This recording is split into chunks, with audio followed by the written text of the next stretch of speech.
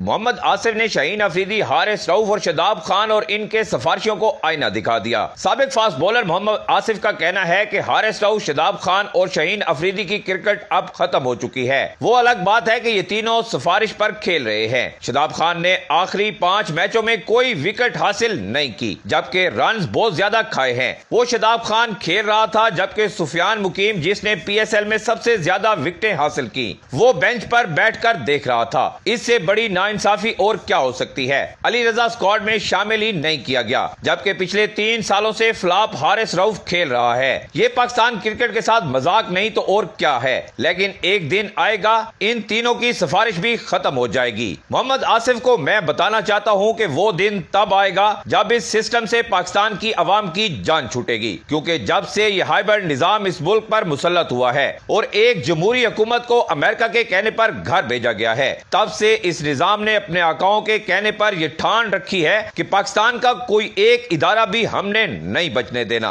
اور اس میں اب کافی حد تک یہ لوگ کامیاب بھی ہو چکے ہیں، کیونکہ اب پاکستان کا کوئی ایسا ادارہ نہیں بچا جس پر پاکستان کی عوام آنکھیں بند کر کے یقین کر سکے۔ ہر ادارے میں کرپشن، سفارش، 2 نمبری، پیسہ پہلی ترجیح بن چکا ہے، جبکہ لوگوں کے حقوق، میرٹ اور انصاف ناپید ہو چکا ہے۔ اس لیے صرف پی سی بی اس وقت برباد نہیں ہوا، بلکہ پاکستان کا ہر ادارہ اپنی الگ داستان سنا رہا ہے۔ لیکن سب سے زیادہ مائع لگے ہوئے ہیں تو وہ مافیا کے لگے ہوئے ہیں۔ ایک پلیئر ٹیم میں ایک سیریز کھلانے کے کروڑوں روپے لیے جا رہے ہیں۔ حکومت کو خود پتا ہے کہ وہ فارم 47 کی آئی ہوئی ہے، اس لیے وہ بھی صرف اور صرف مال بنانے پر اپنی ساری توجہ مرکوز کیے ہوئے ہے، کیونکہ ان کو پتا ہے کہ ان کی یہ آخری باری ہے۔ اس لیے پاکستان کے تمام ادارے اور پاکستان تب ہی ٹھیک ہو سکتا ہے جب عوام اس گندے مافیا کے سسٹم سے جان چھڑوانے میں کامیاب ہو جائے گی، ورنہ ایسے ہی سب چلتا رہے گا۔ اس ہائبرڈ نظام سے بہتری کی امید کوئی بے وقوف ہی کر سکتا ہے۔ آپ اس حوالے سے کیا رائے رکھتے ہیں؟ اپنی رائے کا اظہار کمنٹ سیکشن میں ضرور کیجیے گا۔